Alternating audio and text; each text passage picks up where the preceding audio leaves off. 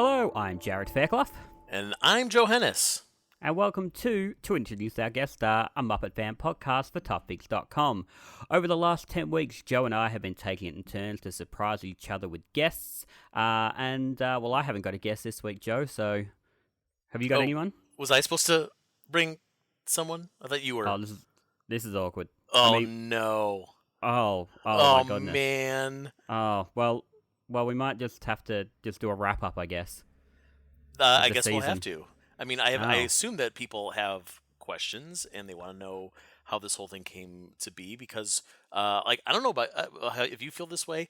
I'm genuinely impressed with how well this season came through.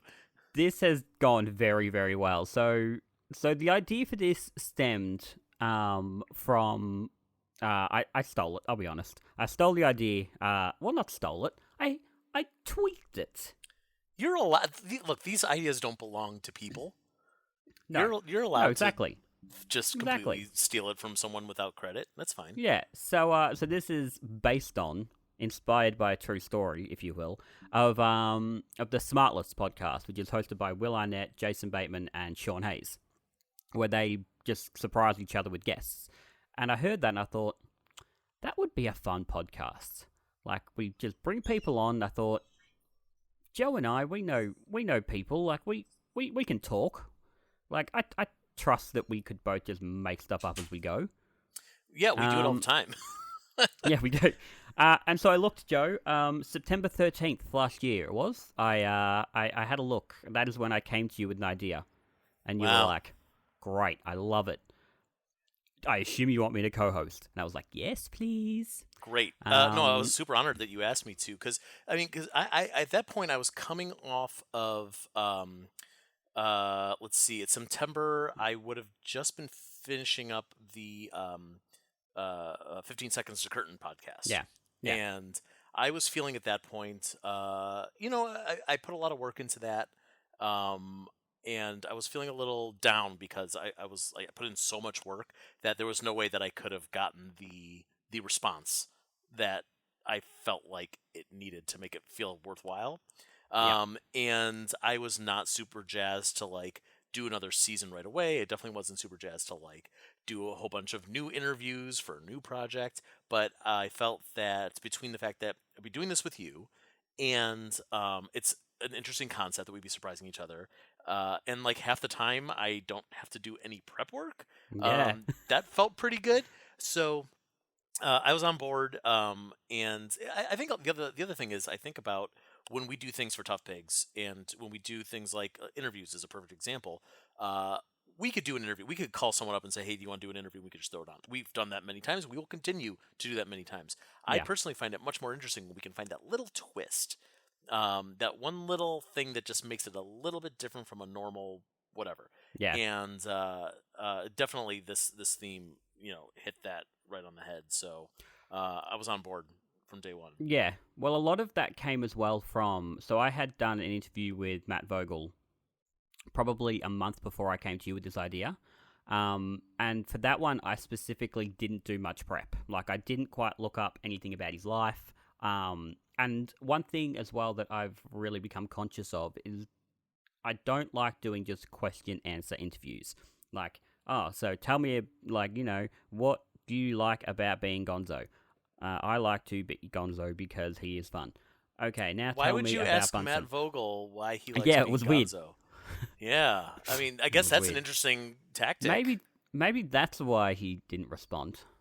No, this is but like when Chris Farley interviews Paul McCartney.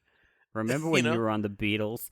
Yeah, I kind of want to do that. I kind of want to do an interview with someone where we ask them the most basic question. Not just basic question, but incorrect. I want to ask Matt Vogel, what's it like playing Gonzo, just to see what he would say. All right, great. Let's hope Matt's not listening to this, so we can surprise him with that one day. Terrific. But anyway, you get what I mean in that, just question answer interviews. So with that one with Matt, I said to him, I want this to be a conversation. Let's have a chat, and that kind of also stems from my conversation with Frank Oz, because when I interviewed him back from Upper Guys Talking, I I was told I had 15 minutes. And so I prepared for 15 minutes. And then at the end of the 15 minutes, Frank Oz says, "Oh, let's keep going. I'm having fun." To which I have to then, like, this is, again, imagine that, you're a fan of the Beatles. This is Paul McCartney saying, "Let's have a conversation," right? And so I had to. You're Chris Farley. And I'm Chris Farley. Going, remember when you were in the Beatles? So that really, that blew my mind. And so I had to turn that into a conversation. And so we're going back and forth, and he was asking me questions. And it sort of made me go, oh, I can't over-prepare for an interview anymore because, like, I have to remember there's someone else on the other end of this. They could just throw, a curveball at it. And it's the same as, like, when I've interviewed Muppets. Especially, like, that Elmo interview I did a few years ago. I over-prepared for that. And I will freely admit that I over-prepared for that interview. But then Ryan Dillon comes in with Elmo and throws a curveball, and I have to adapt, and I sort of didn't quite know where to go with it. So I like the idea of going into this podcast as well with zero preparation. Like, I can't overthink it. That is my one weakness as a interviewer. I over-prepare. This completely threw that out the window. That wasn't going to be a variable, a factor. And then also, if for whatever reason I just wasn't able to do anything, I knew I had you to rely on. And it's funny, editing these, the amount of times I'm like, "Oh, that's a really good question, Joe. Oh, that was really good. Like, oh, I wished I'd thought of that." So it's been nice having you, like, used a little, as not the backup, as the co-pilot, I guess. Yeah, this idea probably wouldn't have worked if the concept was one of us brings in the guest and then disappears. Like we. Oh God, that'd have been horrendous. That would have been awful. And it's funny because, like, I've worked with Ryan Rowe for so many years now on this stuff, and there have been times where, like, I score an interview and I have that moment where I say, like, okay, am I doing this solo or am I doing this with Ryan? And, I call up Ryan and I say, do you want to do this? And he often says yes. And then I think to myself, why didn't I do it by myself? This could have been my thing. Why didn't I? And then we get into the interview and I'm like, right, he and I have been working together for so long that we have this rapport where, like, I might be, like, having a conversation with someone and then he can see it in my eyes that, like, I'm out of questions. Or, like, I need to, like, reset, I need to think. And then he can pick it up and he can keep going. And then we end up tossing this ball back and forth. And you and I mean, we also have been working together in a different way for years. And I feel like this project really, we ended up having a lot of that same relationship. Doing this, so I don't think people really know how we actually do this technically. But we can loop around to this. But, we record the audio, but we like just the audio, but we do this over Zoom. So we're actually looking at each other right now as we're talking, and with our guest as well. We're all looking each other in the eye, and that has helped a lot. We're like, I can see, you're leaning forward into your microphone because once our guest stops talking, you're gonna come in with a question. I'm not gonna talk over you. I'm not gonna ask a follow up, or if I do have a follow up, I'm gonna kind of try to signal you to be like, and I have something I want to ask about that, or a stupid joke I'm going to make, or whatever it is. But let's talk for a second about, like, how we. Well, I guess let's go all the way back. Let's go back to how do we schedule these things. Okay, so one of the big things was that because Joe and I we genuinely don't know who the other is bringing on. And I don't think that's a surprise to anyone who's listened to the podcast, but it's true. I have no idea who you're going to bring on. You have no idea who I'm bringing on. And so when we both decided, right, we're going to send out invites to people, we're like, what if we send it to the same person? Yeah. And we very likely probably did. No one said anything to us. We're certainly nothing ever, like, came up like, oh, well, no, I'd love to do it, Jarrod, but Joe's already asked me, or anything like that. But we send a thing to this guest. The guest says, yep, great, I'm available. To which we say, right, well, here's all our availability. I guess the magical world of scheduling, I guess. Yeah, that's world of scheduling, and then it's so between you and I, we have to figure out when we're free, and then the guests. But you and I can't communicate about who the guest is, and that sometimes makes us go, well, what coast is the guest on, or what time zone has the guest got? That's sometimes been a bit of a hint, but still. And I mean, people can obviously know just by listening to our voices. Like, you're in Australia, I'm in New York Yes. City, and already we've got what, like a 14-hour difference between us. Yeah. And if our guest is in New York or London or Japan, whatever, like, I mean, that's a huge factor into how we're going to schedule these. So, luckily, you and I, because of that 14-hour difference, there's just enough of an overlap where we can do work together in my evening, your mornings, and it ends Yeah. up working perfectly. But It does. I when you're mean, putting a the third person vast in there, it's complicated. Yeah, I mean, I think the vast majority, if not all of these, have been done with your evening, my morning. Yes, correct. I mean, as we're recording this, it's currently, 10 to 11 in the morning for me, and it's... Yeah, it's what, almost 9 p.m. here. Yeah. Yeah. So, scheduling was really sort of... it's been a big thing. I mean, have been some guests that we haven't been able to get that have said yes, that we can't figure out their schedule. Yeah, I mean, so... are we going to talk about the people that we tried to get that weren't able Yeah. to? Okay, Because I mean, right. okay, so one person that I reached out to, who was willing to do the interview, but unfortunately we couldn't because of scheduling, was Mike Quinn. Because Mike Yes. Quinn is in London, and I think I figured it out that the only time that would have worked would have been like early morning for me, late evening for you, and like it would have been midday in London. But like Yeah. we had like a half hour that was basically reasonable, and in the end we said, like, you know what, this isn't going to work, and so. No. Now that means that we're probably not going to ask Mike Quinn to do this for if we do season 2, because now Yeah. we've talked about Mike Quinn. But we'll get Mike Quinn for a different podcast. But you never that's know. not a I big mean, deal. you could surprise me with Mike Quinn. Now you told me we're not going to have him. Now I'll be really surprised if he turns Now I'll up. tell you that we're definitely not going to have him, and then maybe we will. Yeah. Or we won't. No, we're not though. We won't though. Yeah. No.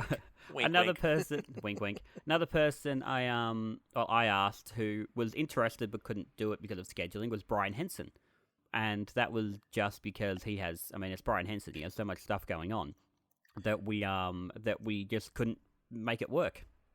And that's a really good example of someone who I almost reached out to. Not that I have Brian Henson's cell number or anything like that, but I have a long brainstorm list of people who I plan to ask, and on my list is like get a Henson, Yeah. And I'm glad that I didn't go that route, because eventually you told me that you tried to get Brian and couldn't, and it's like, well, if I Yeah. had sent that email too, that would have ruined everything. Yeah. So it's funny. Sorry, just quickly. It's funny you said that. I've just pulled up on my phone. So when we decided to do this, I wrote a list of potential guests. Yeah. On there is Paul Williams, Dave Goals, and Emilio Delgado, all of whom I got. Great. I won't tell you who else is on there, because I did email a couple of these people, but maybe they might rock up for season 2. Yeah, no, I can't go through my brainstorm list either for the same reason. I think there's only one person that. I'll say this. So it was very, very rare that either of us would give a hint accidentally Yes. to the other person beforehand. There were 2 times that you gave me a hint without knowing it. One of which was not helpful at all. I don't remember which guest it was, but you were talking to someone who you told me that they were not being good about responding to emails, and I Yes. thought, who do I know that's not good at responding to emails? And I was almost positive, and then of course, like, whatever I asked, my questioning at the beginning of the episode, Yeah. I was wrong immediately, and it threw me off. Yeah. But that obviously didn't help. But the other one was, we obviously, I mean, you look at our list of 10 guests, and I think 4 of them are female. Let's Yes. see, Stacy, Jen, So I will Leslie. say, just in order, so Emilio Delgado, Stacey Gordon, Paul Williams, Kirk Thatcher, Dave Goals, Jen Barnhart, Nick Stoller, Eric Jacobson, Leslie Cryer-Rudolph, and Bill and Jean Beretta. Right. So only 3 female Yes. guests. And I brought in the first 2, and so you had told me that, like, in the spirit of parody, let's get at least one more. 100%. So, yes, so that is you that, told and me, I made a real effort to Yeah. to bring on a female. So you told me, and this was going to be for episode 9. I knew this already, that Yep. you were getting a female guest. That really Yes. narrowed it down. And you told me that as I was writing an email. I had Yes. an email open and written, and I had not hit send yet. and you said that, and you specifically because I was telling you like I'm kind of panicking here because like we're at the end, like we only have 2 episodes left, or Yeah. we're each asking one more person. And like, what if this is the one? We were so lucky for most of the season, and what if this next person that I ask is gonna be, someone that you've already asked? And you said, Yeah. okay, well, I'll tell you, it's a female person, Yeah. and so I discarded my email, and I'm glad I did because you and I had written to the same person We had who was now. not on the show. who did not end up being on the show because and so I'll tell you who it was. It was Fran Brill. Yeah. And Fran sent me a very kind email quite recently saying, "Oh my god, I missed this email. I'm so sorry. Please have me in mind for the next season, whatever it was." She was very, very sweet. But yeah, but you had almost sent that email to Fran. Yeah. Do you remember who you got instead? So that was when I was going for Eric Jacobson. Yes, correct. So because you had right, because I was scheduling, so I guess that was my second to last episode. Yeah. And because so here's the other thing, we had originally planned on doing 8 episodes, not 10. And as we were getting closer to the end, I had a great idea for someone I wanted to ask for the 10th episode. I thought it would have been a great season closer. The problem was the person I had asked and who had said yes, we had a scheduling thing and they had to back out. And so now, I don't know who this person is, so and no, I I don't want to can't. know No because clues. you're going to aim for that person for next season. Exactly. Yeah. But so after we had already agreed, we're doing 2 more episodes. And I think you had already told me you had reached out, or maybe you'd already scheduled your 9th episode. I had a moment of like, oh no, I promised someone really big. What am I gonna do? And so I mean, thankfully, I came up with the idea of asking the Beretta brothers, which I thought was super fun. To have 2 guests, and they were terrific. But what was interesting about that, though, is Bill Beretta wasn't originally on my list because you and I had also talked before the season started that we deliberately didn't want to ask people that we had talked to several times. So, we've interviewed Matt Vogel, we've interviewed Peter Linz. These are folks who like, it's not to say that it's obvious, but like we kind of wanted to go in a fresher direction. People that we don't talk to as often, people who are reach guests like Dave Goles and Paul Williams. Those are great. And not that either of us have done a ton of work with Bill Beretta, but Ryan Dozier did in the earlier days of Muppet Mindset. So that's why he wasn't on my list. But obviously, like getting Gene in there with him, I knew that they were going to have good banter between them. And also, like, I think I realized as I was scheduling, like, I've never interviewed Bill Beretta. Have you interviewed Bill Beretta? I haven't interviewed Bill Beretta. Well, we have now. What we have now. That might have been the first time Bill and I had really spoken. Like, we emailed back and forth a little bit, but that was the first time we actually had a conversation. Sure, yeah. But, well, let's talk a little bit about the guessing side of things. Because, like, when you say you brought on the Beretta brothers, like, that was a real surprise because, I mean, as I'm guessing, I'm assuming one person. So as you're saying, that this person is with, like, both a performer and not a performer. I'm yes like, and no, yeah. What? Like, that doesn't make sense, but okay. And really, I just didn't want you to guess. I didn't want you to get it right. Well, so, asking the questions, like, now, not to gloat, but I was 3 for 5. I guessed no, you 3 did great. to 5. Yeah. I think, did you just guess the one? I just had the one, although there's no way to prove this. There was at least 2 others where I had it narrowed down to like 2 people in my head, and I picked the wrong one. You know what I mean? Yeah. You got so you got Nick Stoller. I got Nick Stoller right, correct? Yeah. So the questions, that was something as well. I think more towards like at the start of the season, maybe towards the end, I sort of abandoned it a bit. But I didn't want to just ask the same questions. Like we had the Muppet Sesame Henson at the start. But then I didn't want to be like, are they a performer? Are they this? Are they that? So that's why, like, at the start, I was like, are they in production? And you're like, what? That's such a broad term. Like, what do you mean? Right. Things like that. So it's like, it's probably easy now if I just narrow this down. What people won't know, because obviously I've had to edit these, is that for some of these, there's like quite a sizable gap while yourself or me are going, uh, um, Yeah. okay. Is it? Oh no, it wouldn't be that person. Is it? And we're literally going, edit this out, Jared. Yeah. Oh, the Like, amount of times. hello to Jared from the future. Yeah, Hello. the amount of times we say hello, future Jared. So okay, so let's. I mean, what did you find more nerve wracking? Bringing on a guest or having a guest surprise you? Oh, absolutely! Having a guest surprise me was terrifying. It Yeah, was me too. absolutely terrifying. Because there was a sense of ooh, I'm gonna get you with when I'm bringing someone for you. Like, Yeah. just wait. Um, and because I think, like, I don't know. I mean, I'm pretty proud of the people that I brought on. Yeah. And I think maybe of the 5 people that I brought, I'd say Kirk Thatcher and Eric Jacobson might be the 2 who I I maybe was a little bit nervous about because Mm-hmm. they're big names, and Yeah. I wasn't sure, like, how it was going to Yeah. roll with this format. But no, but like every time that you brought someone on, I was like my heart is racing, and it's a Yeah. weird thing. Like, it shouldn't be, but Yeah. like I don't know what I'm going to be doing. I didn't do any prep work. Like, Well, I usually mean, like prep work is like what kind of calms me down. It's like, don't worry, man. You got your questions. You're fine. yeah, that's it. Like, if you listen to, especially like you go back to the probably the Paul Williams and the Dave Goals episode. Uh, like the Paul Williams episode, you can hear me at one point go, "Oh, you're excited," because you and I can see each other. Right? Yeah. Like, you throw your arms up in the air like you're having a party because you're so excited. Yeah. But the Dave episode, if you listen to it, you're like, as you're finally figuring out who it is, you're going, "Oh my god, oh Jarrod." Okay, and like I can see you having like a mini panic attack of like, what the hell am I gonna do? Oh my god, it's Dave Goals, it's Dave Goals. Okay, let's go.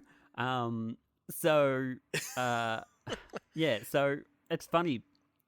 I tend to agree with you in that it was more nerve wracking to be surprised. That said, when I know for 2 weeks I've got Dave Goals, I all I'm thinking about is what the hell. Like, I'm at work, talking to a customer, but in the back of my head I'm going, okay, should I ask about Bunsen? Like, what about the Bunsen and Beaker dynamic? Like, what am I gonna? And that's all I'm doing. Okay. But then Oh, sorry. Go ahead. no, I was gonna say, like, I managed to finally get that out of my head after a couple, maybe after the Dave episode. By the time I got to say Nick and Leslie, I'd sort of managed to shut that side of my brain up. Yeah. Yeah. And also, like, the flip side of that is, like, by the time we get closer to the end, and like we've done a few of these already, both on both sides of it, it's like by the time, yeah, Nick and Leslie, especially by Leslie, because that was the last person that you brought in. Yeah, It's like, yeah, it's scary because I don't know what's going to happen. But then, once I know who it is, it's like, great, I could have an hour-long conversation with Leslie. It's gonna be fun, like, yeah, it's cool. But like the first 3 that you brought on, Emilio, Paul, Dave, were just like, those 3 guys are such big stars to me, and mm, I love their work so much, and I respect them so much, and there's so much, like, for all 3 of them, like, how do I narrow it down? How do I have an hour-long conversation with Dave Goals or with yeah, Paul Williams? yeah. Like, there's so much I want to talk about. And how am I going to keep my thoughts organized for these things? Because, like, there's definitely things that, like, I thought about asking Dave, the next day. You Yeah. know what I mean? I should have. I had an opportunity to ask him whatever I wanted, and that thing didn't come to mind. No, but you got lucky with the Dave thing in that, like, literally, what, 2-3 weeks later, we both actually got contacted to see if we wanted to interview Dave for the Muppet Show coming on Disney Plus. Now I couldn't because scheduling, basically, but you got to do it, and I so did. you actually got to ask him a couple of those questions. That's true. I actually got to prepare. That's an interesting one, and this is a little bit off topic because it's a different interview. But that one, because I had just talked to Dave, I specifically asked questions. Like, I mean, it was all about Muppet Show. Like, I couldn't go beyond that. Yeah, We weren't going to be talking about the movies. We're going to be talking about his time on Sesame. We weren't going to be talking about his time with the Pixar movie. But I wanted to ask him about each of his main Muppet Show characters, but I tried to come up with one question that maybe he had never been asked before. yeah, So it's like, I got one Gonzo question, we're moving on. I got one Zoot question, we're moving on, et cetera, et cetera. Which is something you can't do when you're surprised with them. Right. Well, Because it's also something you feel like you have to do when you're told you have 10 minutes and that's exactly it. right. We're not going to get a Frank Oz where they say, let's keep talking. No, he's on a press junket. He's going to move. Yeah. But the fun thing about that interview is nobody would notice this but me because I edited the video. But if you go back and watch my interview with him, the beginning starts very abruptly because I had to cut out the first 5 seconds where Dave says, like, oh, hey, it's good to see you again. We're making a habit of this. And I'm like, I know that this is going to come out before the podcast. Yeah. So I don't want to let on that Dave is going to be one of our surprise guests. Well, another thing about that Dave interview and my nerves is that interview was meant to be held a week before it was. Do you remember? No, because I was contacted last minute. So I had a day to prepare for that one. Well, I mean, so what happened there was that if you recall, Joe, we scheduled the interview, and then an hour before we were meant to do it, Dave contacted me. Oh, I'm sorry. You meant our interview with Dave. Our interview with Dave. Disney Plus one. Sorry, misunderstood. Yeah, correct. Yep. Our interview with Dave. Yeah, he contacted me an hour before that was due to happen. But he'd hurt his back, so he's like, I'm in agony. I can't do it. Like, can we push to next week? So I had probably a week and a half, 2 weeks of like, oh, I'm going to ask Dave Goals. I'm going to ask Dave Goals this. I'm so excited. Okay, here we go. Oh, it's not happening. Oh, now I've got another week of it. Like, oh, okay. Like, it always ramped the anxiety up a little bit. Because I'd sort of gotten to a place where I could contain myself. And then, nah, you get another week. Okay, tell me then, out of the 5 guests I brought on, who was the biggest surprise? Who was the one where you were like, I never thought that person, oh my God, my mind's blown, what's going to happen? Oh, I mean, we keep talking about him. It's Dave Goals. It's absolutely Dave Goals. I didn't think for well, a then, million Joe, years. would you please welcome back Dave? No. No. Oh my god! What am I going to ask him? No, because not only is he, we always talk about the Muppet performers as Beatles, but like Dave Goals is a friggin' Beatle. But he also, I've asked him for interviews before. Like I haven't really pursued, but like I've seen him in events and like, hey, like maybe we should do a thing, and he's like, yeah, I guess whatever. Like he doesn't really seem like, he doesn't like the public eye. He doesn't do a lot of interviews, and I try to respect that. I try to read between the lines. If they're not jazzed about it, I'm not going to push. So like he would not have been on my radar for someone to interview. Out of all the guests I went to, he was probably the quickest to respond with the guests. That's amazing. So, well then, on the other side of that, I think I was most surprised when you brought on Eric Jacobson, because Eric doesn't do this stuff. Right. I was also surprised when he said yes. Yeah. I didn't think he'd do it. That was a reach for me that I didn't think in a million years Eric would say yes. But I'm so glad he did. What a fun interview. I mean, that was so much fun. So as we're recording this, I've been I'm probably halfway through editing that episode. Mm-hmm. So I'm actually doing that while I'm talking to you. It's very confusing. That was a dumb joke. Again, this is probably a little peek behind the curtains as well. That interview goes for an hour and 20 minutes? Yeah. Do you remember how long we stayed on Zoom with Eric Jacobson for? It was like another hour after that, right? It was about an hour and a half afterwards. So I have another, because again, I record the Zoom chat. Yeah. I have another hour after that, and then I stopped recording it, and we had another probably half hour after that. So, he's a guy who I've met a couple of times and is lovely, but here we are having a real serious conversation and a funny one, and we're doing bits back and forth, and it was just, and I think part of my favorite thing about this is the stuff people don't get to hear. Like you look back at the conversation with Paul Williams. Yeah. Now, Paul Williams, we stayed on for probably 20 minutes, half hour afterwards with Paul Williams. And one thing he did was he got my dad to come and have a chat to him, because my dad's a massive Paul Williams fan. I love that. That was such a cute moment. Your dad and Paul Williams. Yeah. So my dad still talks about that, and that was, at this point we recorded that maybe 6 months ago. And my dad still talks about that constantly. Like, I remember that time that I spoke to Paul Williams, and I've had to edit that video down, and I've cut you out of it, so it's just Dad and Paul Williams talking. Why'd you cut me out of it? Oh, because you're just I'm sitting part there of with a the big story. smile on your face. I know. I look like an idiot. So I and was then so pleased. he also recorded a thing for my mum, because my mum's a Paul Williams fan as well. Great. So I mean, stuff like that has been amazing, and talking with you know, I mean, Jen Barnhart, like, well, there's a conversation. Let's discuss the Jen Barnhart episode. Let's do it. Let's talk about it. If you listen at the start of that episode, we talk about the fact that she's in the middle of like a blizzard. And you won't know this with my editing, and Joe, you won't have heard it yet, but I have done some crisp editing on that. There is at one point where there's a sentence where the beginning of the sentence and the end of the sentence are about 35, 40 minutes apart. Oh. And the reason being, do you remember that the blizzard got so bad, her internet went out? We lost her for a while. We did. We lost her for a solid 45 minutes, to the point where you and I were about to end the interview and end it and be like, oh, we'll just record the rest of the interview like later, or we'll piece something together. And then she managed to get her internet back. But we had 45 minutes where you and I like, what are we going to do? Oh, like, I'd completely forgotten about that. You're right. Yeah.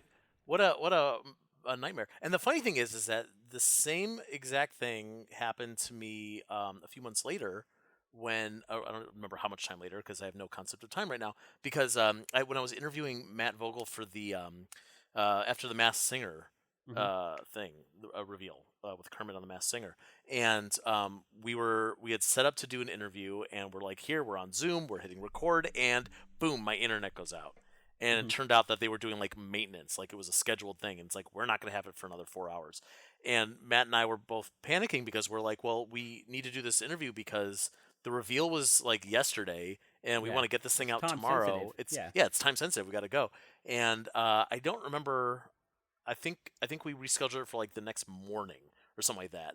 And like we just like hauled ass and got it out. But it's so convenient to be able to interview all these people over Zoom. Everyone's just sitting at home, doing nothing. But at the same time, we are completely reliant on the internet. What do we do without it?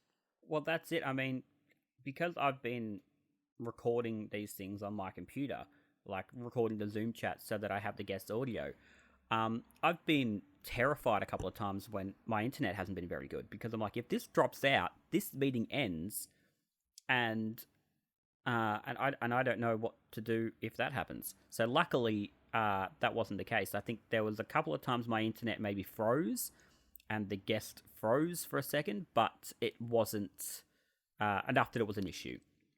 I think it happened once with the Beretta brothers for about 2 seconds. But if we want to talk freezing internet, Nick Stoller, I think, takes the cake. Do you remember? Oh yeah, we had a lot of tech issues with him, right? A lot of tech issues, and that he just kept freezing. But I don't know how. Whether the Zoom gods looking down on us, he seemed to freeze at the perfect edit point. So it was perfect. So good. It was really well. I want to talk about the Nick Stoller one for just half a second, because so like at that point you had brought on Emilio Delgado, Paul Williams, Dave Goelz. So I don't remember what I expected for the fourth one, except that like you had gotten some really big names and who was going to be next. And I was really pleased that it was Nick Stoller, not just because he's Nick Stoller. I mean, not just because like, this was someone who's, I hate to say it, sorry, Nick, you're not really at the Paul Williams level of celebrity. You're a big deal, but like you weren't like, my arms in the air, I'm screaming at the top of my lungs, holy shit, I get to talk to Nick Stoller. But it was so much fun to like shift gears from these people who have either had these like long careers with the Muppets, like decades long, or they're performers, and we're talking about the same type of like Muppet performing over and over again. Like it was such a different thing where it's like, oh no, you're just a writer. You've worked on this one thing, or well, these two movies, and we could really kind of hone in and focus on that.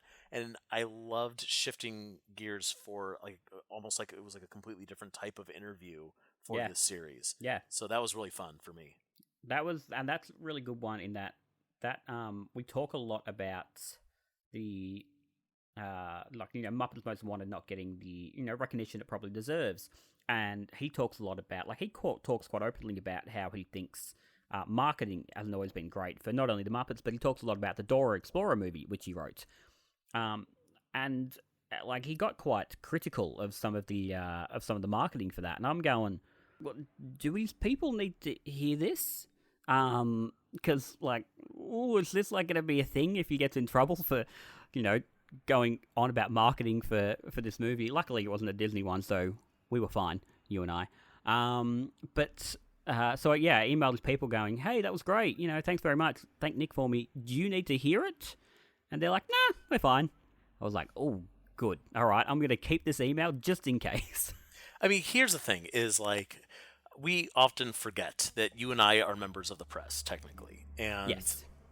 if someone's going to come and do an interview with us, unless they say, this is off the record, then like this is on them, not on us. Whatever happens, and like thankfully that's, as far as I can remember, I don't think that's ever really bitten us in the ass, and we try to be as respectful as possible. Obviously, we like these people, we want to continue to work with them, we don't want to ruin their careers, but also, like, we'll be fine. If Nick said something stupid, Nick maybe won't be so fine, but I think that's okay too, because marketing doesn't run Disney. No, There's always going to be a bit of butting heads between marketing and production. Yeah, absolutely. And we're talking to a production guy, so that was his honest opinion, and I'm glad he was able to share that with us. That's it. Well, I mean, someone else who was very, very insightful, I guess, on his opinions was Kirk Thatcher. Kirk Thatcher, who again did his entire interview from bed. Yes, shirtless. We assume just shirtless. He could have been fully nude for all I know. Well, because he had the camera on for the first probably minute and a half. So he had a Santa hat on, laying in bed. He had a shirt on at that point. Oh, did he? I thought he was shirtless. And then he turned his camera off, and I don't know what happened after that. The interesting thing about these interviews is, because we can't go to the interviewees with a, like, here's what we're going to be talking about, or here's like my Q&A questions to prepare you for the type of conversation it's going to be, and there had to be some trust there, and thankfully everyone was cool with that. But a part of me wishes that we could have done that with Kirk, if only to help guide the conversation, because like it ended up being completely unpredictable and very different from what I would have expected from an interview with Kirk Thatcher. And I mean, that makes it an interesting interview because it's unpredictable. Yeah. It's interesting. I mean, we were talking earlier about how being underprepared can potentially help you in an interview, and that obviously is not true across the board. There are interviews that I've done where I'm so glad that I over prepared, because I needed every bit of that over preparation. I needed every single question I wrote. And I think of something that James Lipton said. James Lipton, the guy from Inside the Actors Studio.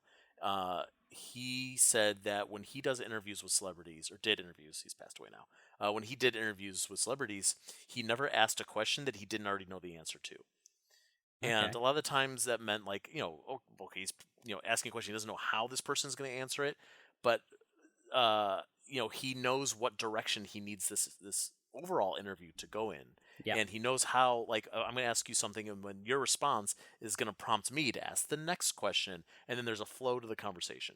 And not having that kind of preparation, not having that kind of guidance, ends up being like, well, now this conversation is just the Wild West. We could be talking about anything. We can go in any direction, and we're on segues on top of segues. Yeah. And I'm not saying that's how crazy Kirk's interview was, but like, that could be potentially dangerous. Like, it's really easy for me to get off topic. Yeah, well, I mean, that interview goes in so many different directions, and is it was a wonderful interview, and I really enjoyed it. But editing it was so confusing, because like things weren't flowing, and we talked about a couple of things that were just completely irrelevant to anything. So I was like, well, this is already an hour and a half long. Like, I'm going to delete some of this. I remember he repeated himself a few times. He did. Yeah, especially talking about his like Kickstarter idea and stuff like that. Yeah. So some of that stuff had to come out, and it was Yeah, it was. That was probably the hardest one I had to edit. But it was. I was actually. I liked doing it because it was like, oh, that's right. This interview is probably better than that migraine it's giving me to actually do.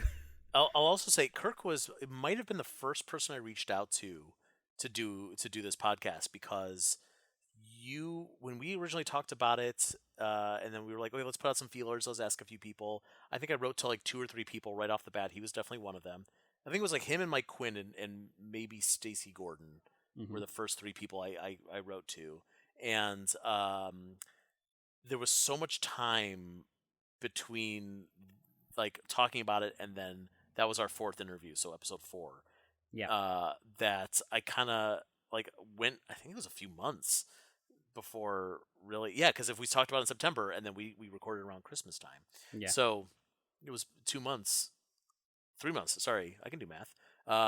And I don't know. Like maybe he felt obligated because we talked about it for so long ago, or I felt obligated because he was the first person that we had talked to. I don't know. I'm not really sure where I'm going with that, but yeah, that was there was such a weird gap, and that's something we're talking about too. Is this is not a normal podcast schedule because we not only had to alternate, but we had to shoot this in order. We had to record Yes. this in order. Correct. And we had to because every episode ends with someone asking a question, and the next one is the next guest answering that question. And because we had some delays here and there, I couldn't schedule one until the previous one had been recorded. Mm-hmm. Because as far as I knew, the last minute, someone would say, "I'm sorry, I have to push this 2 weeks." Well, then I have to go back to my celebrity, and I have to ask them to push it 3 weeks or whatever. Yeah. So that also made it like it was a really long production calendar. Well, I mean, I haven't got the dates with me, but I think the Emilio episode, which was episode 1, was done. I want to say October. Mm-hmm. Done in October, and we recorded the final one. I mean, we're recording this end of May, but we recorded the Beretta Brothers in mid-May. So right. Yeah. What's that? That's 8 months. Yeah. 8 months, and so yeah, it's been, but I think it's been good as well because I haven't felt burnt out over it. No, yeah, it's nice to spread these things out. Yeah, it's nice to not feel like I have to work on this one project, 2, 3, 4 times a week. Yeah, to hurry up and get things out. And it's been nice that I haven't had to rush on editing it as well because, like, I've done a lot of editing. Again, as I said, at the moment I'm midway through episode 8, which is the Eric one. I'll probably finish that today at some point. But I'm also 2 weeks ahead of where I need to be at the moment, editing wise. So I've got time, and I don't feel like I'm rushed and have to get this thing done, which is sometimes how I felt doing other stuff. One thing that I want to talk about, because in editing I've sort of tried to make it flow as nicely as I can, is that during our introduction, the guest isn't here. Right, so that's something that we had talked about originally, is how are we going to do the reveal? Yes. We had a lot of options. I think the 2 big options that we were debating at first was the way we did it, which was you and I will have a conversation. It's just 15 minutes before the guest shows up. We really I also don't want people to think that we recorded the intro days before. God, no. And then we had all this prep time. It was literally 30 seconds before the guest arrived. Oh, for sure. Who the guest was. Yeah. It's immediately before the guest shows up. If we tell the guest they're coming at 7, we're probably recording our intro at 6:45. Yeah. That was one option. The other option was to have the guest present and silent and off camera as we're potentially giving clues. Maybe even we do a do you recognize this voice kind of thing. Yeah. We realized that would be complicated because, Zoom, anything could go wrong. You see the person's name pop up and suddenly, everything's been ruined. Yeah. What if, I don't know, what if we say something embarrassing in front of, gee, I sure hope it isn't, Jen Barnhart. I hate that lady. And then, oh no, there's Jen Barnhart. Now we got to talk to her for an hour. Nobody hates Jen Barnhart. She's a lovely human being. Wonderful. She is. But yeah, I mean that it just seemed too complicated, and I think that Yeah. it also confused our guests every once in a while because they would kind of show up being like, "Okay, like, does he know? Is this a big surprise? Should I Well, disguise my that voice?" that was like Jen. Jen, I think at the end of the interview says, "Oh, I was ready for like hiding my face and taking my headshot off, so when my camera's off and stuff like that."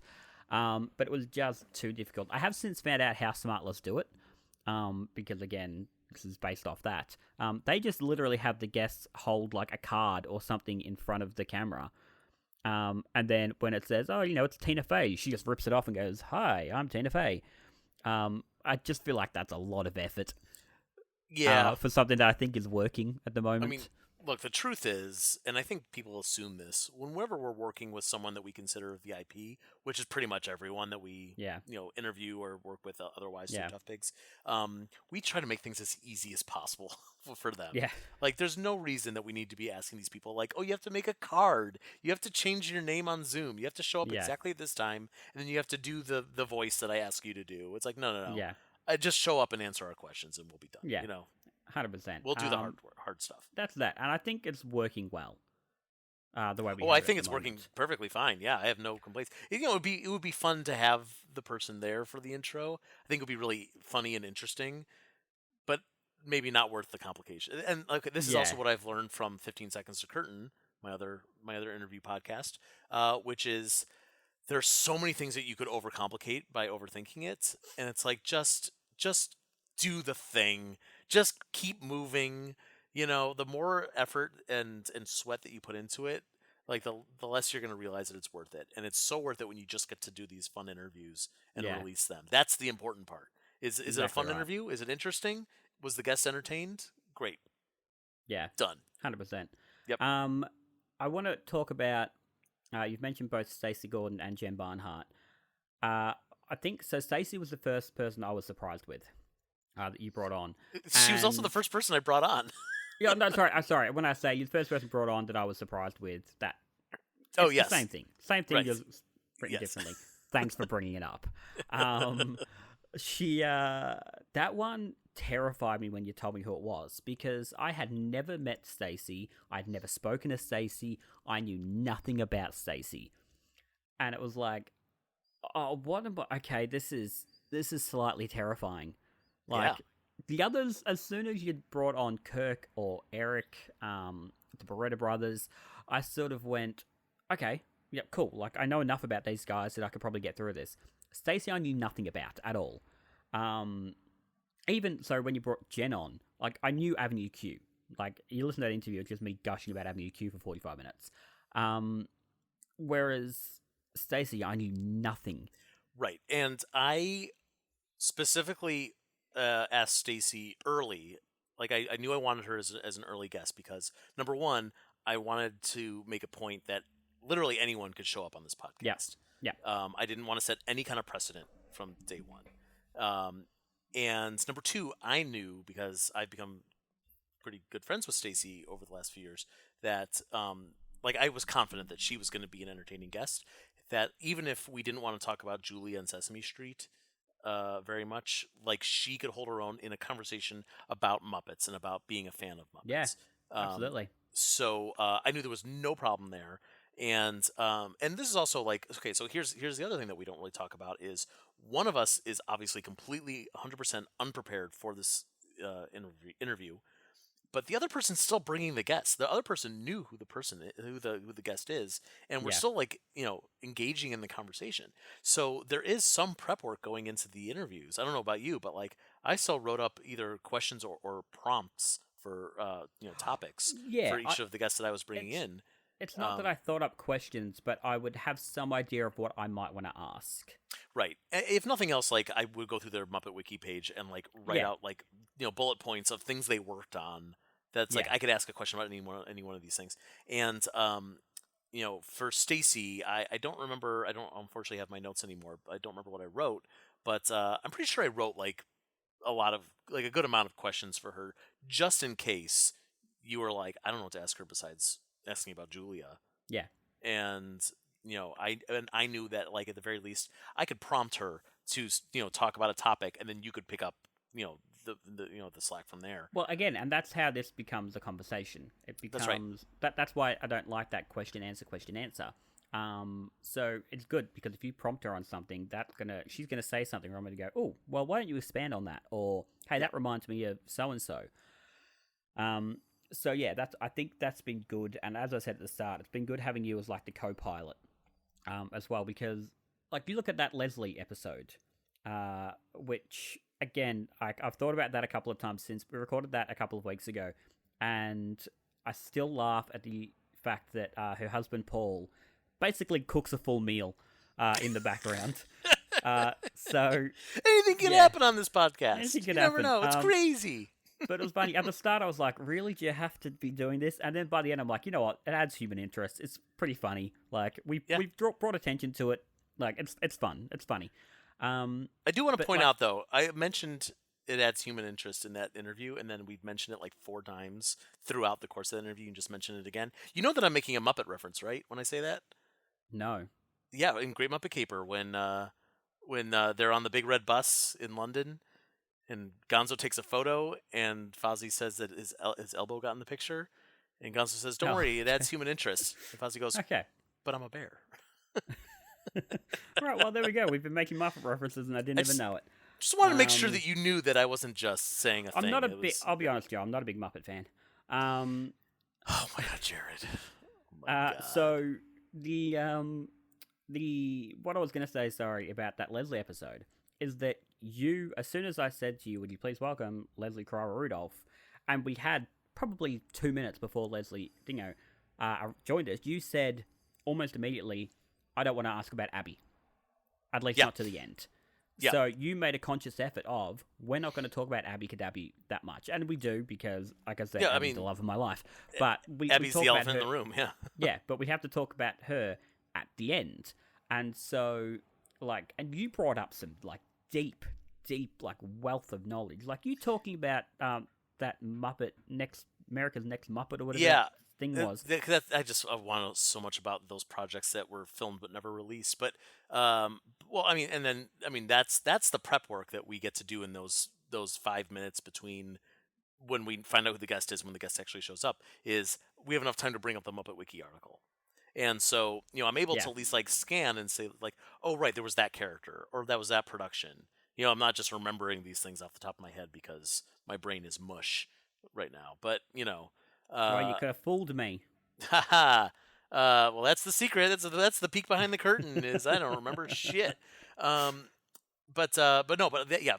actually felt like she must get asked about Abby every day, every interview, every conversation on the street.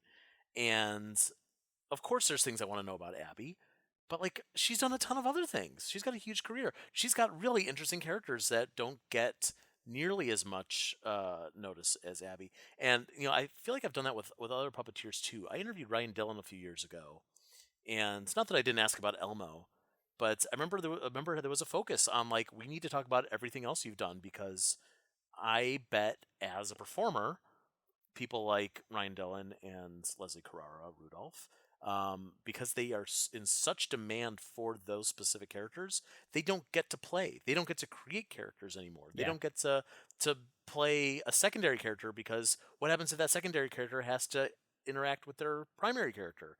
And I would think that as a performer, that's got to be kind of disappointing.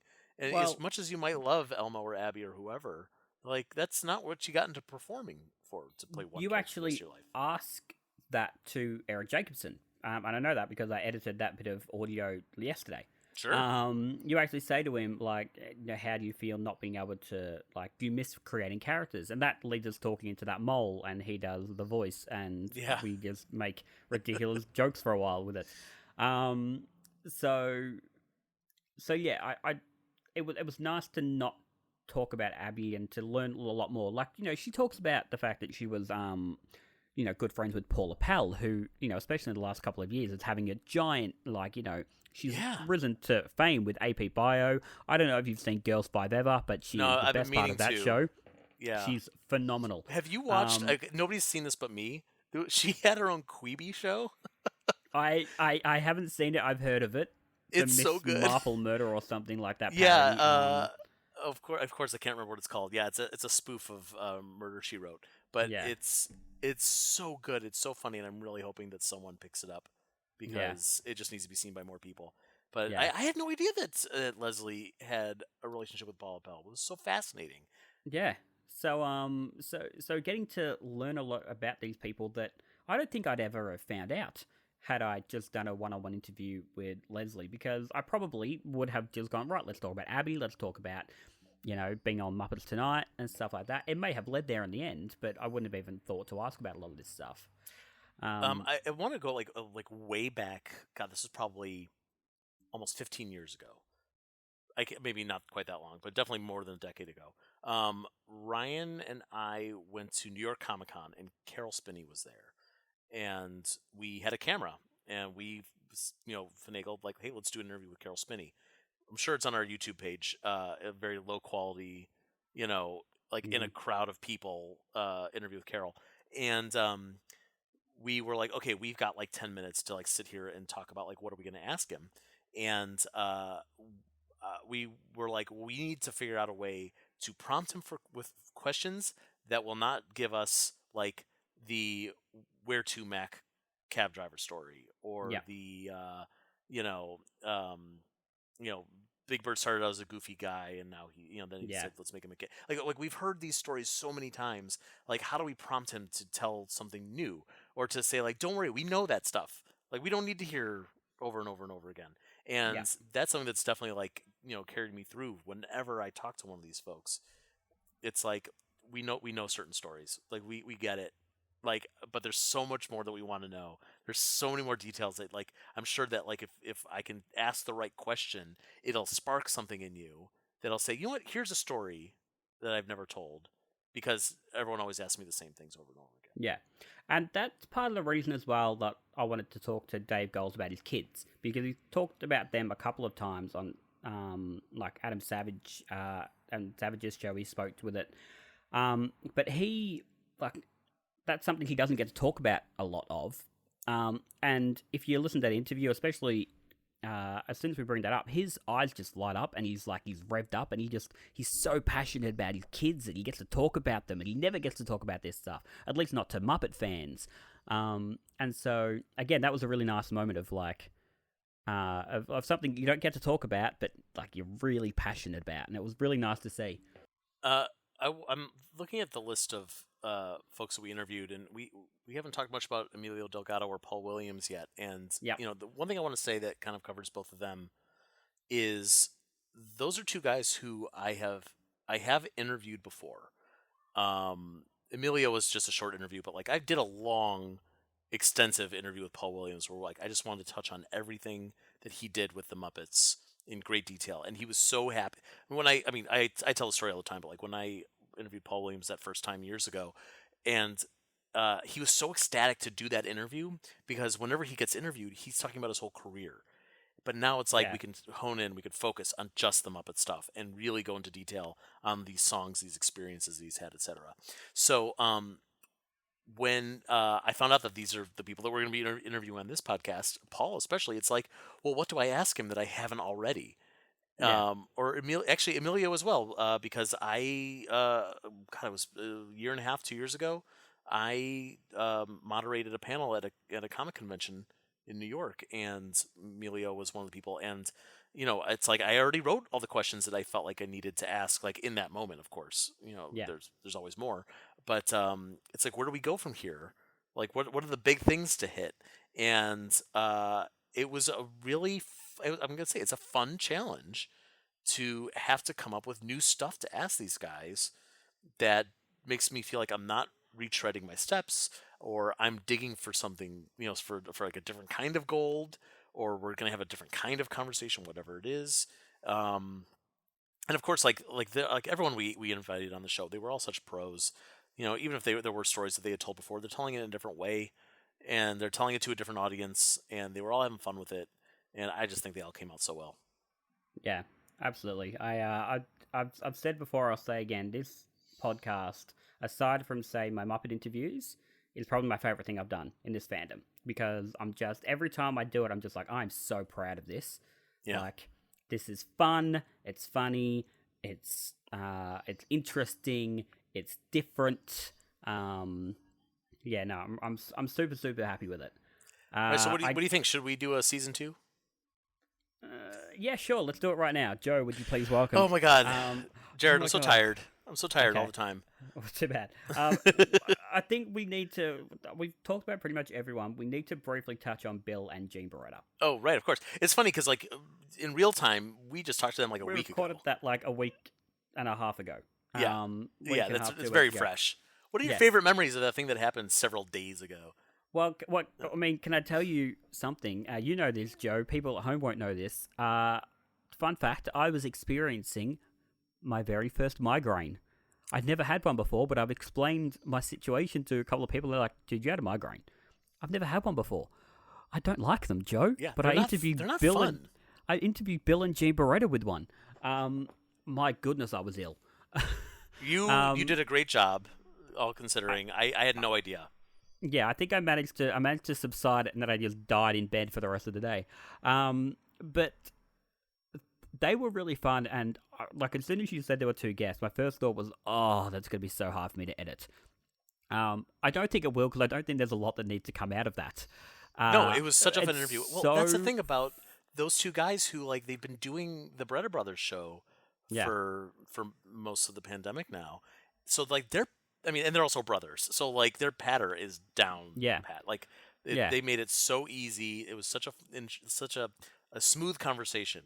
Like, there Yeah. have been other guests that are like, hang on, let me pause while I think about how I'm going to answer this, and we're going to edit this out later. Or, Yeah. like, we're going on in a tangent that doesn't need to be there, and we're going to edit this out. But it's like, no, those guys know. Like, there's not much fat to trim.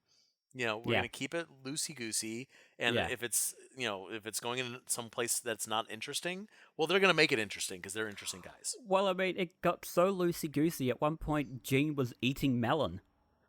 He started eating melon at the beginning of the show. Yeah, he did, and and we're halfway through talking, and all of a sudden, Bill just goes, "Sorry, can we stop? Why are you eating melon?" And then Gene I've gone back and rewatched it, and Gene just dissolves into laughter because he doesn't think anyone's going to mention it. It's like, well, dude, you're eating while we're talking to you. Yes, we can hear you. We can hear you. Yeah. And then he slurps a bit, and then at one point he just gets up and walks off without telling anybody. Right, because he was It was looking just- for a sketch or something like that, and He was looking for that, but then at one point he just literally got up and walked off, and I think he went to like close the door or something, and Bill's like, "Dude, where are you going? Like, you can't just walk off while we're talking to you." What a professional! What a professional. But you're right, that was a really good finale, because it was just, that thing itself is just 4 guys just laughing and doing bits Yep. and like talking about really interesting stuff. And I mean, we just laughed that entire hour and a bit. I think we were with them. Again, this hasn't gone out yet, but my favorite part is something that people will never see, because if you remember, Bill showed us something, Joe. We won't say what it was, and we were like, should we tell people what we're looking at the moment? And he's like, maybe we should just keep it to ourselves. That's right. Yeah, The magic of podcasts. the magic of with no podcasts, visuals. the most visual show in the world. But yeah, that now hasn't gone out yet. I'm waiting to see how many people message me to ask what we were looking at, and I'm telling none of them. It was the camel from. It was Frank Oz's camel. That's what it was. Yeah, it was Frank Oz. Yeah. That is Now an we know obscure what you don't. reference. No, that's not true, everyone. No, I'm not even going to troll you with that. It's not No. the camel. We don't know what the Not camel the is. camel. Don't know what the camel is. Frank wouldn't tell me. But that was a really fun one, and it was just nice to just do bits, and like I again experienced my first migraine. I sort of could forget about it a little bit, just watching like Bill Beretta making me do an Australian Swedish chef, and then just seeing the joy on his face as I'm doing it. It was like, oh, this is a nice moment. I'm enjoying this. Oh, I'm so glad. So glad. Man, what a fun show this was. What a fun show. Well, Joe, Yes, we Jared. wrap up every episode by asking a series of questions. I was just going to say to you that we wrap up every episode by asking a series of questions. But I want to ask you my questions. But I want to ask you my questions. Oh, us. Oh, Dun-dun-dun-dun-dun-dun. what a great shtick that was just now. Good shtick, Jarrod. So Joe and I, we discussed beforehand, but we're going to have some new questions for Season 2. Yeah, so this will be the end of our Season 1 questions that we will ask That we each will of our ask. guests. I do want to point out, like, just for another tiny peek behind the curtain. So you had written your questions, and we did not discuss the questions beforehand. Mm-hmm. And I think there was an assumption that I would ask the same questions to Yeah. the guests. And I look at them and I'm like, these aren't questions I would write. And I'm like, I feel like we should collaborate before we send anything out. And then I went, you know what? I bet you thought really hard about yours. I don't want to edit you, so instead I'm just gonna usurp you, and then for my interviews I will ask my own. And so I did a little spin on each one to kind of change it up just enough. But yes, that's why we do separate questions. That is okay, Joe. Yes. What is your favorite TV show of all time? Yep. I mean, it's hard to beat the Muppet Show, right? But I think also, like, if we're not talking about Muppets, because we talk about Muppets a lot, I love Taxi. Yep. I'm a big Taxi fan. I mean, if you look on your Facebook, it's all just Taxi references, isn't it? It's true. I follow the Taxi page on Facebook, and it's the worst Facebook page that exists. And they post very rarely, and when they do, it's unintentionally hilarious because it's usually like, "What's your favorite Tony quote?" And it's like, who friggin' cares about Tony quotes? It's a lot of fun to watch. I like making fun of them, and apparently my Facebook friends like that I make fun of it, which is a good enough reason. But yes, I do unironically love the sitcom Taxi. Excellent. Are we going to answer our own questions? You know, why not? It's our show. Who cares? Okay, my favorite TV show is probably going to be, if we're not talking Muppets, it's probably going to be Parks and Rec. Ooh, that's a good one. I think Parks and Rec, maybe 30 Rock. And I'd probably put Brooklyn Nine-Nine there as well. I'm a big Brooklyn Nine-Nine. I feel like there is no fat to trim in Brooklyn Nine-Nine. Yeah, I agree. And I mean, just going off that, I really loved The Good Place when that was on. Oh my god, I forgot about The Good Place. Yeah. Okay, yeah, no, The Good Place. Just those Michael Schur shows. Love them. Yeah, Good Place. I'm going to put up there as well. Yep. All right, Jarrod. Yes, Joseph. Jarrod, tell me, what's the best movie that you watched recently? Notice that I didn't ask what's your favorite movie of all time. I didn't want to go there. I feel like that was going to be choice. And like this was maybe a bad question because every person that we asked went, the best movie, huh? And they would think for like 2.5 minutes. Yeah. Like, just tell me a movie you watched recently. It's not that hard. Okay. Yes. I'd go with, I watched The Mitchells versus the Machines. Oh, it was so good. Oh my god, so good. So good. The animation, like, I studied animation, and so I watched that just looking at the animation of it, and it is different, and it is strange, and it's cartoony, but in a way that's almost too cartoony for a cartoon. And it's really, really, and it's also hilarious and really good. Yeah, my expectations were very low from the trailer. Yep. And honestly, it was a worthy follow-up to Into the Spider-Verse. I completely agree. What about you? What's the best movie you've watched recently?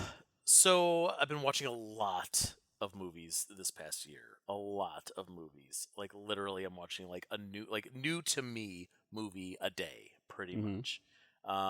So, in the last few days, I watched like yesterday. I watched a movie called Memories of Murder, which is a Bong Joon-ho movie, the guy who directed Parasite. Been going through his movie his list of films, and every one of them has been good so far. I think I have one more to go from his films, and everyone has been terrific. I watched an interesting movie a couple days ago called Coherence.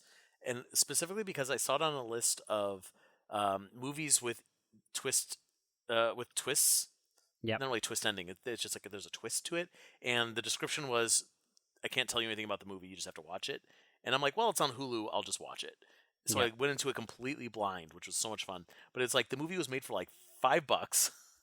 It's Yeah. got 8 actors all on one set. It's like it takes place in one house, and it's got Nicholas Brendan from Buffy the Vampire Slayer, which was interesting. That's not the twist. And it was just like it was really there was like apparently no script. Like the actors all kind of went into it like Blair Witch style, just like kind of getting like notes every once in a while with what their characters are kind of supposed to be doing. It was really interesting. It was really fun, and it was bizarre. I would What's it recommend called? Coherence. Coherence, yeah. Which is strange because it was probably quite incoherent to make.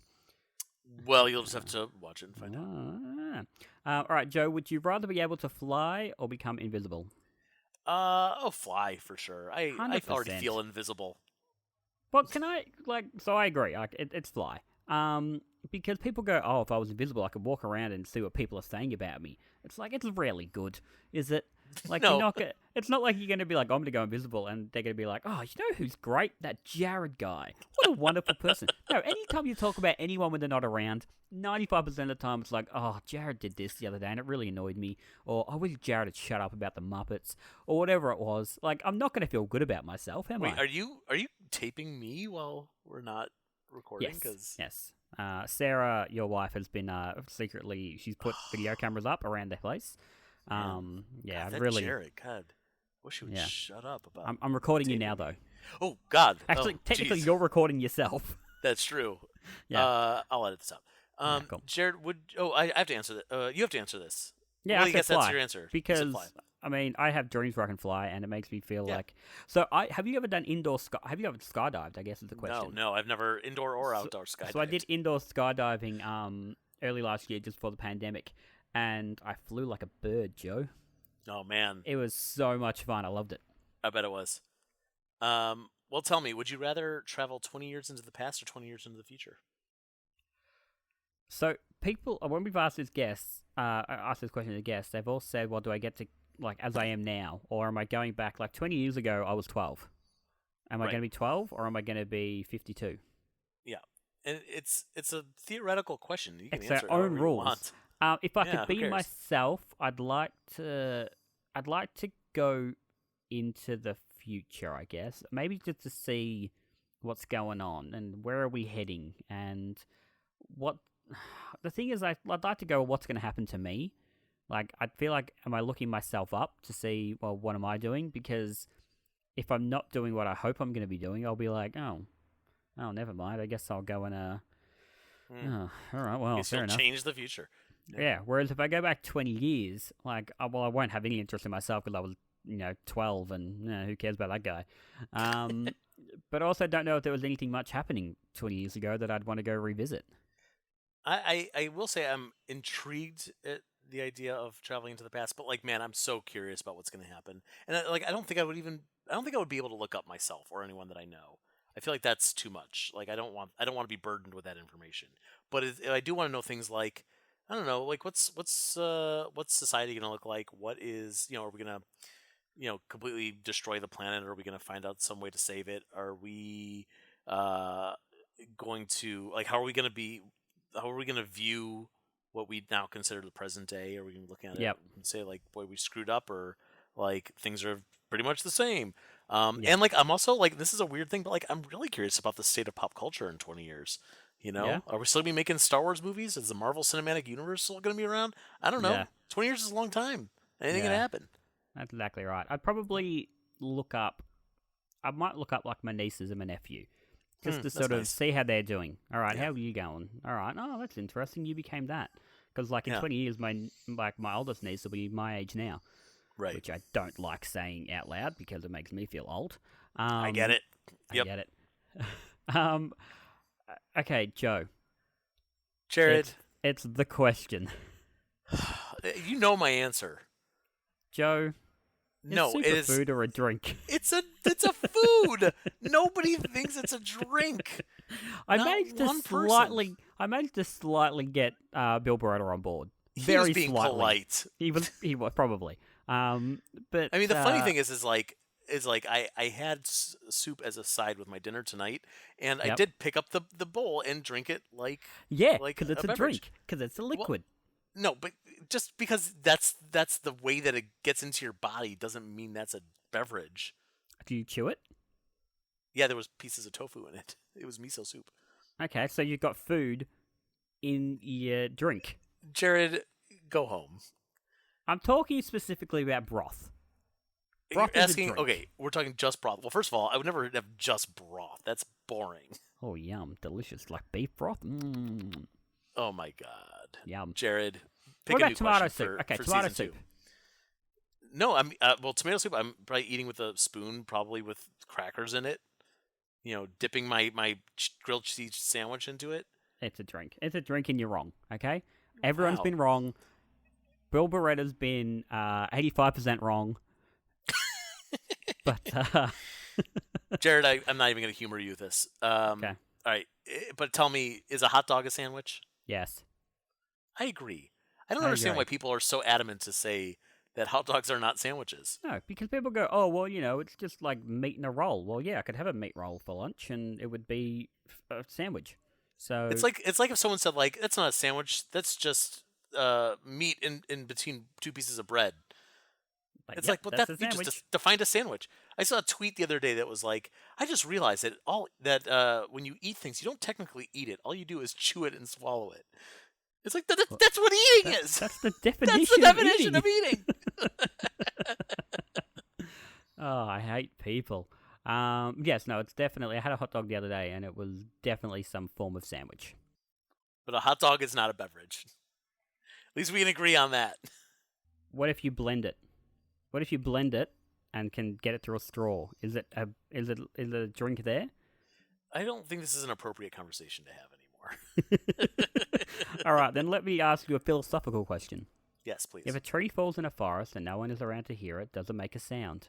Yes. It is How? awfully selfish to think that things don't exist just because they're not observed by human beings. But I'm not saying they don't exist, but sound is like sound wave vibrations hitting an ear, correct? Yeah. If no one's around to get those vibrations, it didn't make a sound. The things went out, but nothing ever reached anybody, so it didn't make a sound. Right, that's what I'm saying. Is just because there might not be an ear doesn't mean that the sound waves don't exist. That's awfully selfish. That's awfully human centric, don't you think? Wow, I thought you were going to say human centipede, and I was very concerned. I would not have said that. That's no. We're not going Best there. movie I've watched recently. We'll talk about that in season 2 of this podcast. Okay, great. No, I think things. I think it absolutely like that's. Yeah, no, I we can't deny. We can't deny. That's like does global warming exist just because we don't see the ozone layer? Yeah, no, I agree. I was just trying to rile you up a little bit. Yeah, I'm riled. Also, I don't know if Riled. global warming actually happens in the ozone layer. I'm probably way off base on that. I have no I don't idea. understand the science. Eh, I don't have to understand the science to know that it's there. we don't have to. Ooh. We're Muppet Right. fans. Speaking of which, what is the most obscure Muppet you can think of? Quick. And see, I put the word quick into the question And everyone because I took thought that time. people would be quick about it, but nobody was. Beautiful Day Monster. That's a good one. Thank The you. first You? one that came to mind for me was Droop. Yep, good He's choice. Not the most obscure Muppet, but like Second pretty that obscure. jumped in my head was Hugga Wugga. You love Hugga Wugga. I love Hugga Wugga. You love that guy. I mentioned Hugga Wugga to Frank Oz when I interviewed him, Yeah. and he could not believe that someone had brought up that he was talking about Hugga Wugga 40 years later. Like, you could tell he was real like, what? That's what we're talking about? Okay, fair enough. Let's talk about Hugga Wugga. Great. I love Love me it. some Hugga Wugga. So after that, our questions go to last week our guest asked X, and Yep. now do you want to ask a question for our next guest? But we can't really do that because the Beretta brothers asked a question that we're going to be asking our first guest of season 2. Well, then, I don't know if you remember any of them, Joe, is there a certain question a guest asked that stands out? I don't thought it was remember. really funny. I mean, the first one that came to mind was Nick Stoller asking, eventually, Eric Jacobson, when did you last fart? And were you pleased or disappointed that Eric Jacobson did not answer the question? No, Eric did. He said he'd been farting the whole time. Oh, did he? Yeah. There was one. It was Kirk Thatcher asked a question that Dave Gold didn't answer. Wasn't that it? Yeah, it was, someone asked, have you ever been arrested? Someone asked if you ever been arrested. Someone, I think, did he? Oh No, yes, no. someone asked Someone asked to Nick reveal Stoller. something. Jen Barnhart asked Nick Stoller, "What's the most embarrassing thing you've never admitted?" To which That Nick was it. Stoller said, "Why would I admit it here?" Which, as I said to him, was a pretty good cop out. Like, I'll give him It, that. it's true, but at the same time, like, come on, man. Come on, Make dude. something up. We'll never That's know. it. It's funny, just quickly on that, the Emilio Delgado, his question was, why was 6 afraid of 7? And then Stacey Gordon's question was, what is the crux, like, in your childhood that made you, decide what you want to do? And I was like, what? Like, I thought we were asking dumb, funny, little, silly questions, and so many of them got so deep. It's funny because I assumed that we were going to go deep on most of them, and when Emilio asked why 6 afraid of 7, I'm like, great. Now they're all going to be stupid jokes. Oh, so I was waiting for a stupid joke. That's what I was expecting. No, we got a great variety of different types of questions. It was terrific. We got, are you taking the time out to thank the little people? To when did you last fart? To what's your favorite snack food? Yeah, good so stuff. There we go. Yeah. Well, I guess that pretty much brings us to the end, right? That's the end. So we'll be back, I guess, for season 2 eventually. I hope so. Yeah, we're definitely going to start planning it and figuring out what's we coming are. up. We probably have to start thinking about this now, Joe, considering how long it takes us to record these things. That's true, but here's the fun thing: is that this channel that you're listening to this podcast on right now, this is our catch-all channel for all of our short-form Tough Pigs podcasts. And we're already working on the next one, which is going to be hopefully premiering in the next few weeks. Yep. So we got to get through that, and then maybe we'll do sometime later this year or next year. Yes. Yeah. So I'm excited. I mean, if there's anyone you might think might be a fun guest, email us separately. Don't email us together. No, just one of us. Email one of us and go, oh, you should ask this person. And then maybe, have a suggestion for a different person to another guy. Because, again, we don't want to both ask Brian Henson at the same time. Thank you very much for listening. I mean, the response for this has been overwhelmingly positive from not only Muppet fans, but I've had, friends of mine who aren't necessarily Muppet fans listening to this and who have been very, very sweet about it. And Joe, thank you for, again, being the co-pilot, because I don't know that this would have been anywhere near as fun without you here. I completely agree. Thank you so much for asking me. This was a blast. It was such a treat to get to talk to these folks and to be surprised by half of them. I mean, it was so much fun. And of course, we have to give shout outs to Stacy Rosen, who wrote our theme music. Which, by the way, our theme music is stuck every time I edit one. I walk around going dun dun dun dun dun dun dun dun dun dun dun. I have it in my head for 2 days afterwards, and I love that gong. That gong is the best part. It's perfect. So Dave Holteen, I should say, did our logo, and love that as well. What a treat for Dave Holteen to draw us as Muppets. Oh my god, I'm such a handsome Muppet, and I really like being a Muppet. He got my my tie-dye sweatshirt hoodie that I wear all the time. Down pat. So thank you very much. Talented guy. To him, and thank you to everyone listening, and thank you to everyone on the Tough Pigs forum who say very nice things every single time we post. And I guess we'll see you all shortly. Yeah, one last thing is, if you like Tough Pigs, if you like this podcast, if you like the other podcasts that we do, you might want to consider supporting us financially. We have a Patreon. You can find us at patreon.com/toughpigs. We're giving away some cool stuff and some fun perks, and it only costs you a few bucks a month. So thank you to everyone who, if you're already listening and you support us, it's very generous of you. If you are unable to support us, that's okay, because we're still going to be here providing all this fun Muppet stuff to you for free. And make sure that you're following us on all of these social media channels, Tough Pigs on Facebook and Twitter and Instagram and YouTube and all that stuff, where we're going to continue to keep you updated about future podcasts and other Muppet fun things on toughpigs.com. That's it. And, make sure you like, subscribe, review, whatever it is, all these this podcast, because well, again, this channel, because while we won't be back next week, something will be back very, very soon, and you won't want to miss it because I'm sure it's going to be amazing. I sure hope so.